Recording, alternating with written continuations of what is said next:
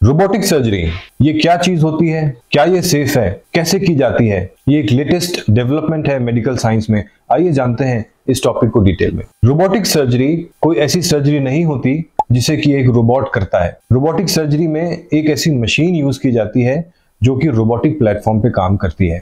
इस मशीन को चलाने वाला सर्जन होता है, तो सर्जरी सर्जन के द्वारा ही की जाती है, लेकिन इस्तेमाल में आने वाला जो इंस्ट्रूमेंट है वो एक रोबोटिक इंस्ट्रूमेंट होता है। इसमें सर्जन एक कंसोल में बैठ के रोबोटिक आर्म्स को कंट्रोल करता है और उससे सारी सर्जरी कंप्लीट की जाती है।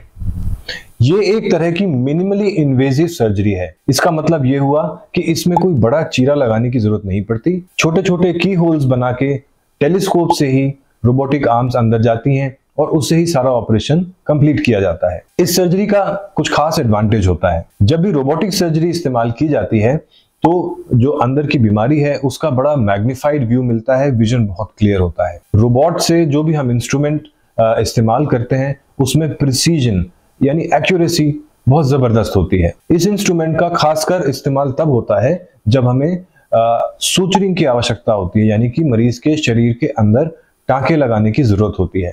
तो रोबोट के जो हैंड्स हैं उनका मूवमेंट बहुत ही स्मूथ और किसी भी एंगल में किया जा सकता है। क्या रोबोटिक सर्जरी सेफ है? इस क्वेश्चन को आप ऐसे समझें कि मशीन से ज्यादा इंपॉर्टेंट ड्राइवर है। Machine will be same in every hand, लेकिन उस मशीन को चलाने वाला सर्जन कितना क्वालिफाइड है इसी पर डिपेंड करता है, रिजल्ट्स उसी पर डिपेंड करते हैं। तो रोबोटिक सर्जरी करने वाला surgeon if he is well qualified then robotic surgeries are very safe. ये सबसे लेटेस्ट टेक्नोलॉजी है और इनका इस्तेमाल बहुत बड़े पैमाने पर ऑलरेडी किया जा रहा है।